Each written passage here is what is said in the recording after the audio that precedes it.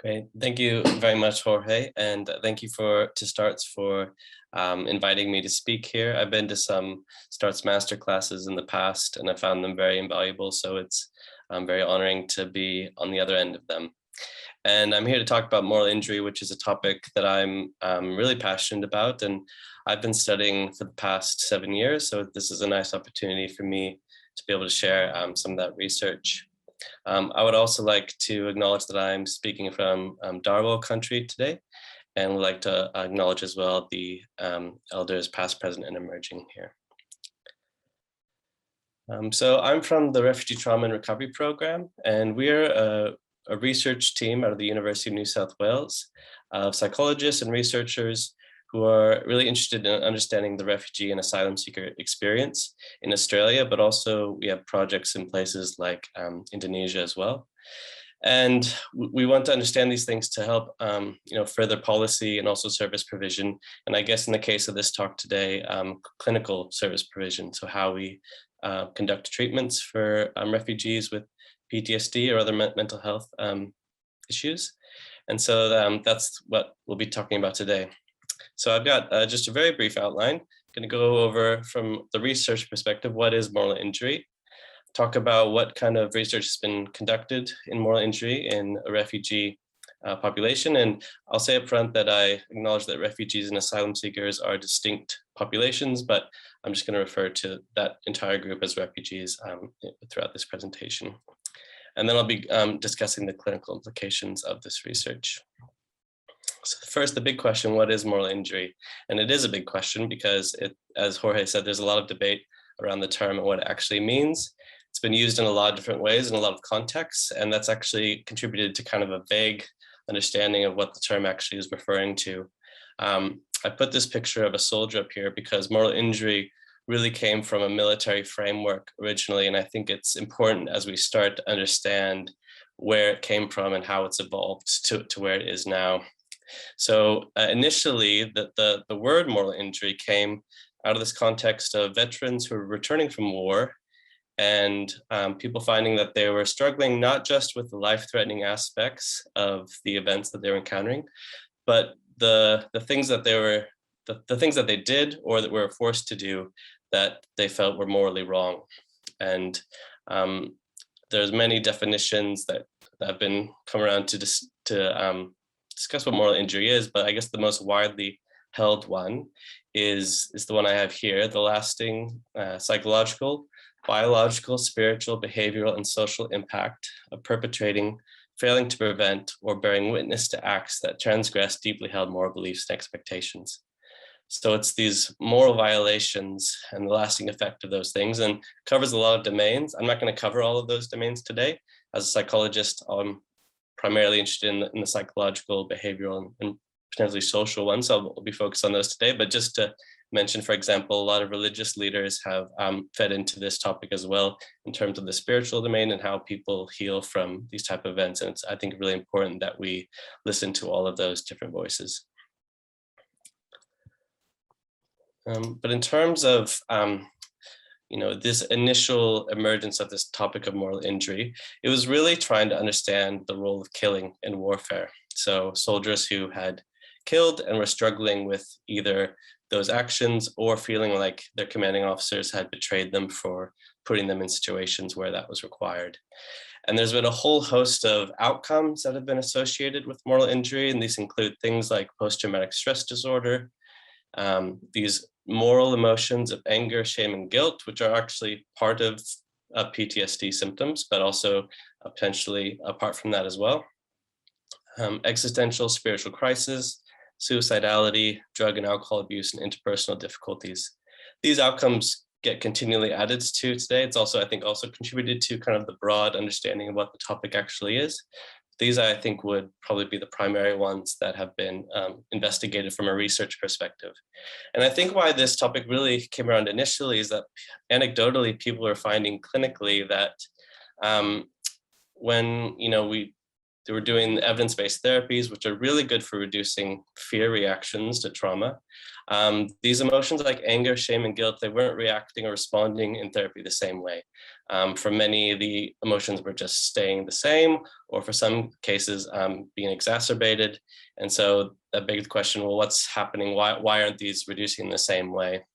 And I think the other thing that came about was that it was seen potentially that challenging these cognitions about what was done, which is I think what we use from a from a CBT framework, especially, we're looking for the distorted cognitions which are leading to these types of reactions. It was seen as maybe ineffective or inappropriate to be challenging things that people actually believed they had done that were wrong, or that other people had done that were wrong. And that kind of led to this idea of, well, if we're not challenging these cognitive distortions, what are we doing in therapy? And maybe we need another framework for understanding that than we traditionally have done. And then from this research, a lot of research has been done, mostly again in the military, but some questions have emerged, I guess, in the last 20 or so years of, first, how does moral injury fit with PTSD? Is it a kind of a subtype of PTSD? Is it something similar? Are there overlaps? There still really isn't good consensus around that. The symptoms of moral injury, like I've said, it's still not quite clear what's included and what's not. A big debate in whether existing evidence-based treatments are sufficient or whether we need something different. And I'll talk more about that later. And then finally, as the field has emerged more and more, is moral injury relevant for other populations? And since the military has expanded into other populations like first responders, journalists, police, people who encounter moral situations, I suppose, in a traumatic sense. And of course, today I'm going to be talking about moral injury in refugee populations and the research that's been done specifically in these populations to understand this construct. So first of all, why might moral injury be relevant for refugee context? Well, if we're thinking of it from where it came from, people from a refugee background are often living in wartime contexts where they're exposed to combat and other similar things. Often in these stakes, in these situations, quick decisions have to be made, which might have moral implications to them. And then, of course, we know due to the nature of refugee trauma, it's often interpersonal, and those interpersonal aspects of it can have moral elements too, of people doing something wrong or people feeling like they're doing something wrong. And so that also might lend to it being relevant for the context. And then, of course, we know working clinically with people from refugee backgrounds, we know that reactions to trauma are far more complex than just a fear response, and can include all of these things that have been suggested that might be associated with moral injuries, such as PTSD, anger, guilt, and shame, and others. But I guess the difficulty is that for the longest time, PTSD has been conceptualized as primarily this fear-based disorder. And so treatments that have emerged have really focused on reducing fear, and they've been very good at that in many ways. And even the definition of a refugee, if we think about it, according to the UNHCR, fear is really built into the definition of what it is, or what a refugee is. So having a well-founded fear of being persecuted. So I think we have this conceptualization of the refugee experience and PTSD as fear, but we also know clinically that it's much more complex than this. So I think moral injury is a way to kind of understand some of that complexity. So we think about, first of all, what might be morally injurious in a refugee context. We can think about these interpersonal traumatic events that refugees are often exposed to. So things like rape, feeling betrayed by a community member, seeing a family member murdered, having to leave an elderly relative behind to leave quickly with your family to keep them safe, feeling you betrayed a neighbor to protect your family, or even in some cases, forced perpetration of child soldiers. So all of these could potentially have moral aspects to them that might be relevant in a moral injury context. But I think to start off, when we think about what events might be morally injurious, it's good to think about, I guess, moral violations on a spectrum. And this diagram I have next to is from some leading thinkers in moral injury. And I think it's a good diagram to understand, I guess, this dimension. So we have on the left here, moral challenges. So these are things that are thought that we all experience regardless of who we are. They're quite common and they create moral frustration in us. An example of this is something like inaction on climate change. There's some frustration that not enough's being done. It's a moral thing for many, and that creates frustration. It's quite common to have that potentially. As we go down the dimension, or go across the dimension, we have moral stressors, and this is associated with a higher level of distress. These are less common in the population, may occur less frequently. And these are things where we are the recipient or the agent of a moral violation. Excuse me. So for example, this might be things like infidelity, or someone stealing or defrauding us money or something like that. The consequences can be very severe. We might have very strong reactions to this. We might even have intrusive memories to these things, but they are still manageable potentially in our lives. And then at the far end of this, we have moral injurious events. And these are thought to be quite low a prevalence, and even in high trauma exposed populations. And the distress is talked about as moral injury. And I guess what sets this apart from these other moral stressors are, it's thought that these moral violations are so severe and so fundamental about what people perceive to be right and wrong, that it affects people in a lasting way, in a fundamental way, and the distress from this is disabling. So I think when we think about traumatic experiences or what might be a morally injurious event, it's not just any moral violation, because we know all of these things on the left are moral violations. But when we think about a morally injurious experience, it's what makes that thing so disabling because of the moral violation that occurred. And that's still not clear, what that cutoff is. But I think that's this heuristic on the right is a good way of thinking about it.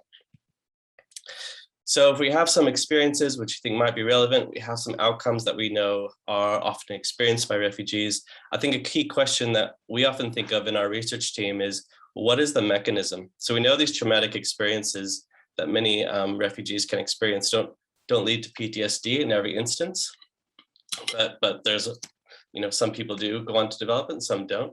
Similarly, with morally injurious events, what is it that makes an event actually morally injurious? What is the mechanism?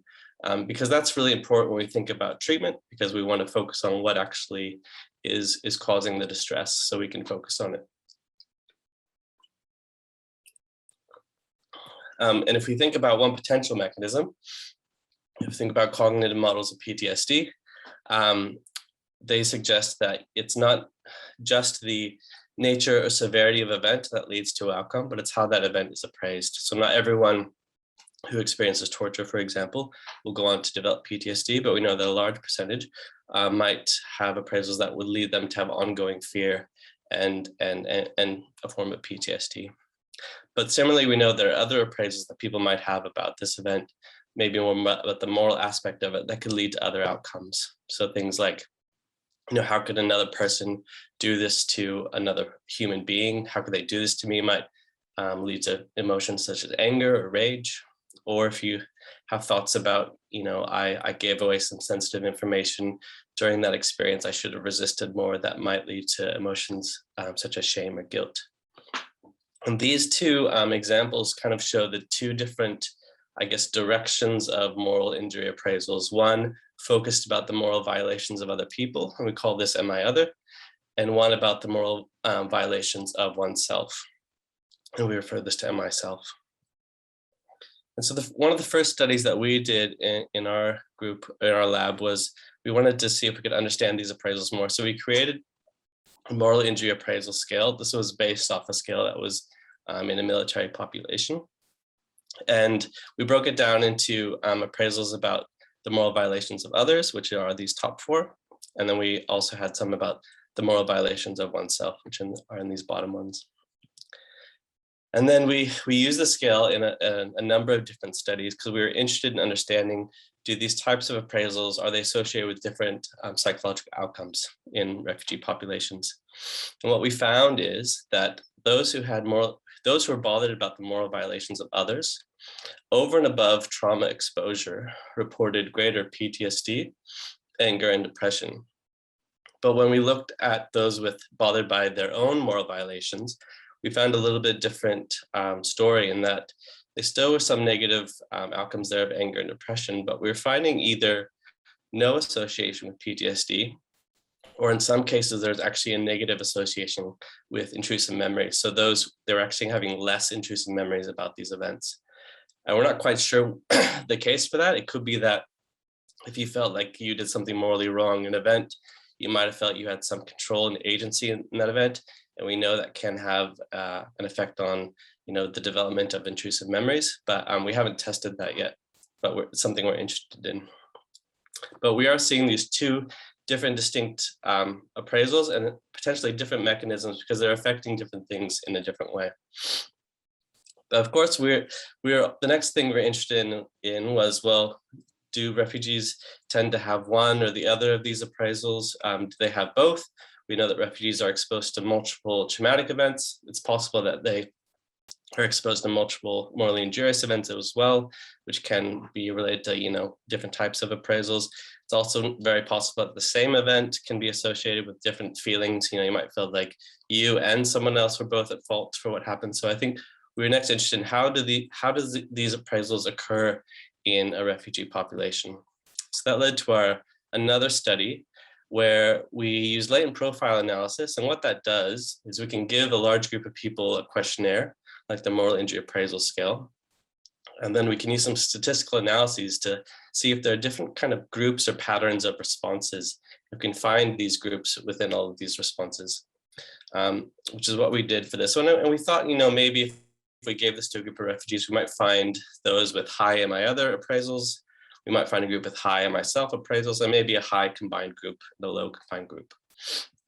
And then we were also interested in, well, if we could find these groups, would they be predicted by different types of traumatic events or even post-migratory living difficulties? And then also we're interested in how these groups might be associated with different psychological outcomes. So we took our scale again. And so again, we have the am I other on the top and the am I self items on the bottom. These am I other items at the top are reflected on this graph here along the bottom in these first 4 items. And the am I self ones are reflected on the bottom in these next 5. And this red line here separates the am I other from the am I self. On the left, we have the average response for each of these items using this Likert scale over here. And what we can see is that there was one group that was fairly low of moral injury appraisals across both, this blue line. But then there's one group that was high just on am I other appraisals and low on am I self, and a group high on both.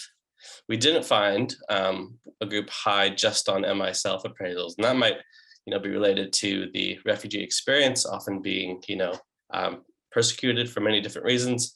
The am I other might be more common than am I self. So the next thing we're interested in, well, are these groups associated with different psychological outcomes? And like before, we found that either of the moral injury appraisal groups both showed higher PTSD, anger, depression, and suicidal ideation than those without these appraisals. So again, showing the added burden of having these thoughts about the moral violations that had occurred. And then when we compared the combined group to those with just am I other appraisals, that combined group had even higher anger and depression, showing again the additional burden when both appraisals are present versus when just one is present. The next thing we were interested in was, well, are these groups associated with different types of traumas or different types of living difficulties? And we found that actually traumatic events only distinguished the 2 moral injury groups. And what we found is that when the self appraisals were added, people were more likely to have endorsed traumas that were related to exposure to abuse. So things like rape, torture, physical assault, which are interesting because they are, obviously very non-perpetrative events. They're being the victims of events. And so people are feeling like they've done morally wrong things or are saying they've had those experiences. We know those types of traumatic events are often used as a form to humiliate and degrade people. And so that might be what we're seeing here. But that also gets this idea of whether these are cognitive distortions or not. I think maybe that might suggest that there definitely are some, distorted cognitions of blame and those types of things in these situations. And of course, we found that there's association, well, we were also interested in whether there was association with post-migration living difficulties, because again, it's mainly, moral injury has mainly been studied in this idea of these traumatic events, but maybe there's something that's just as morally injurious that's not life-threatening, for example, getting a visa rejected or something. And we still don't have that level of detail, but what we are finding is that even post-migration living difficulties were associated with these moral injury appraisals, which are really important because they have a very high likelihood of reoccurrence with the people that we work with in clinical settings. And so understanding how those things that are experienced every day are affecting the views of these moral violations about others or themselves is really important. So that was the kind of a first set of studies where we're looking at the impact of these appraisals. Another topic that's come up in the moral injury research literature is the role of betrayal. And this is the idea that not just a moral violation occurred, but the moral violation occurred with someone that you trusted or someone that trusted you. So if you think about this appraisal process, it's not just, how could they do this to me, but how could this person who I trusted do this to me? Or if you think of myself, it's, I should have resisted more, I betrayed them, this person who had trusted me. And I think what we're interested in is if those types of appraisals are different than the ones we look at when they're more general. And so we did another study where we took our moral injury appraisal scale. We added a lot of these betrayal related appraisals for both the am I other and am I self direction. So am I other betrayal appraisals were things like I'm troubled because people I trusted failed me. And the am I self ones are things like I'm troubled because I failed people who trusted me. And similarly, we did another latent profile analysis. And I'm not going to show all of the relevant one, or all of them, but the ones relevant are highlighted here. And we have our am I other appraisals on the left, the am I self appraisal on the right, and then we've distinguished them by the general ones, which we discussed before, but then the betrayal specific ones. And what we're seeing here is a very clear distinction in how these appraisals occur in a refugee population, where there's one group that's just high on these general appraisals, but low on the betrayal for am I other. But then there's another group that's high on betrayal and the general ones for am I other. And similarly for am I self, am I other always seems present when am I self is there. So, these are always high, but there's one group that was high just on the general moral injury appraisals about moral violations that they had done. But then another group that was also high on the betrayal, so feeling that they were troubled by ways that they had betrayed others. So similarly to before, we were interested in, well, how are these different groups then associated with psychological outcomes? And not surprisingly, all of the moral injury profiles had greater psychopathology than those without, again, showing the added burden of these views about these moral violations. Am I other was associated with greater PTSD, depression, suicidal ideation, anger, shame, and guilt. But then when am I self was added to that in the combined profiles, there was even greater shame and guilt. And then if we compared those with betrayal versus those without betrayal, betrayal made each of these associations even stronger. So it seems to show that these, feeling that others betrayed you or that you betrayed others were represented in a more severe form of ways of thinking about these morally injurious events in terms of the psychological outcomes. So that's really interesting, but up to this point, this is just looking at association. So we can't say anything about the direction or what's causing something else. So we're also interested in the causal role of these appraisals, because again, if we're thinking about treatments, we want to be targeting something that's causing the distress. So we looked at this in a few different ways. First, we looked at it experimentally. We did some studies with undergraduates and also with the refugee sample to look at how these types of beliefs and appraisals lead to different emotional outcomes and intrusive memories. And we found consistent, significant effects there. But I guess the main way we did this is longitudinally, where we looked at different time points where we can see if something at time 1 predicted a change in something else at time 2. So as you can see here, those with high am I other appraisals at time 1 were predicting greater PTSD and greater shame, and a near significant increase in anger at time 2, showing that causal relationship.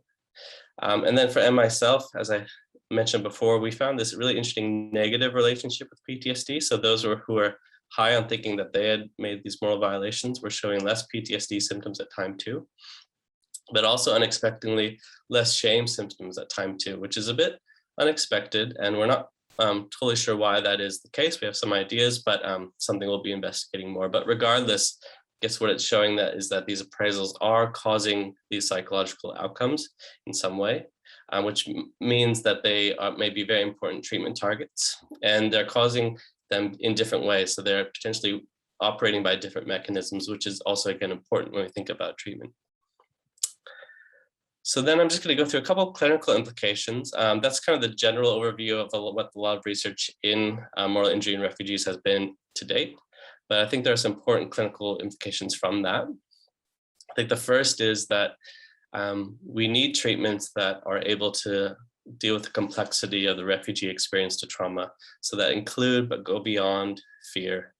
And as I mentioned before, there's a debate whether existing evidence-based trauma-focused therapies already do this. So things like cognitive processing therapy and prolonged exposure, the authors of those treatments argue that actually they're well equipped to handle morally injurious events and responses, because they can help people process the emotions of the event and make meaning from them. The other side of it says, well, these treatments are primarily focused on cognitive distortions. So if those distortions aren't there, they're less equipped for understanding these accurate appraisals of events, but that's still being debated.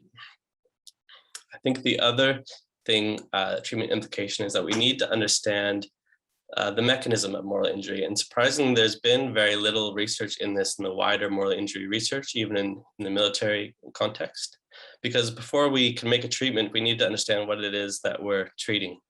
And so I think moral injury appraisals represent one thing that we can start with, and that's based on other models of what we know about what leads to PTSD and distress.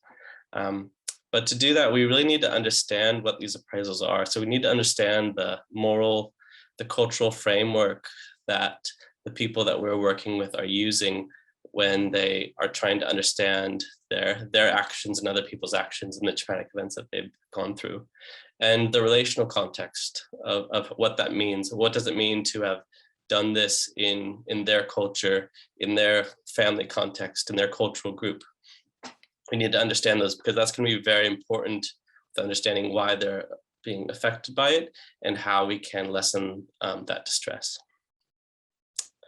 We also need to understand who people believe is responsible for an event. As you know, we talked a lot about am I other, am I self, and the different impact upon outcomes. We need to understand who people believe is responsible, which might be easier for about other people's moral violations, but about one's own, we know that can be really challenging, even in a therapeutic context, to have people reveal things that are sources of shame or guilt for them. But also very important if we're going to be looking to treat the distress related to those things. And I think finally, we need to understand if these appraisals are accurate or distorted. I think, from my own self of working with a lot of refugees clinically, I think understanding that other people have committed moral violations makes sense, that you might have an accurate appraisal about those things, because people do experience horrendous atrocities. I think the challenge is maybe more with the myself appraisals and the accuracy of those things, because I think there's a tendency potentially that we want to go in and say, you don't blame yourself for what happened, you're not to blame, there are other things that happened. But I think the danger with that is, one, we may not really fully understand the moral and cultural framework that our clients are using, especially if we're not coming from that cultural background. So we need to make sure that we really are understanding why they feel that this was a moral violation, why it was wrong of them to do this. But I also think we take away their moral agency if we go in and just say, don't think that way, you shouldn't be wrong. Because we also work with clients with different moral frameworks than our own. And I think we need to be very open and gentle when exploring cognitive distortions, and whether they are distortions or whether they're accurate or not. And I think that needs to be a very sensitive process. And then finally, I think if these appraisals are accurate, I think we need some tools to work with those, because I kind of agree that I think the existing therapies, they can allow for, acceptance of these things, but we don't really have some really specific tools of how we can deal with when things are just true and helping people cope with that. So there's, I want to just go through really briefly a couple treatment options that have come out for moral injury in the literature. Again, these are mostly for military, but I think they give you an understanding of what types of alternatives are out there. So one is called adaptive disclosure. In this treatment, you process a memory through an imaginal exposure, as you would in prolonged exposure, something like that, where you talk about the event and you process the emotions related to it and its meaning. But maybe what's different is that you might not expect habituation of anger or shame, for example, as you would with fear. And then a distinctive aspect of this, of dealing with the accurate appraisals, is that people in adaptive disclosure do a practice where they do an imaginal conversation where they pretend to be a benevolent moral authority in their life. So that might be a religious figure or someone really important to them. And they pretend to be that person and talk to themselves as that person, to kind of try to speak kind of some compassion and acceptance of what happened. And then the therapist acts as the client in the client's voice. And that's thought to be a way of internalizing, a way of kind of moving forward through what happened. And again, this is often focused on these myself appraisals of feeling, like people have done something wrong themselves. But that's kind of a different way of going about it. Another one's called the impact of killing. Again, in the title, you can see it's very much focused on military and particular acts in the military. But there's a strong focus on forgiveness, primarily self-forgiveness in this context, of defining what self-forgiveness looks like and what it doesn't look like. In this treatment, they have the person write a letter to the person who has been wronged, and often I don't think they actually give it to the person, but just as the practice of trying to make amends. And then there is a section about making amends where the person is encouraged to make some acts to make amends for what they did. And that might look something just like volunteering for a charity that is relevant to what was wronged or something like that, but it can be quite small. It rarely, I think, would lead to actually making amends with the person who was wronged, but I think there's space within that as well.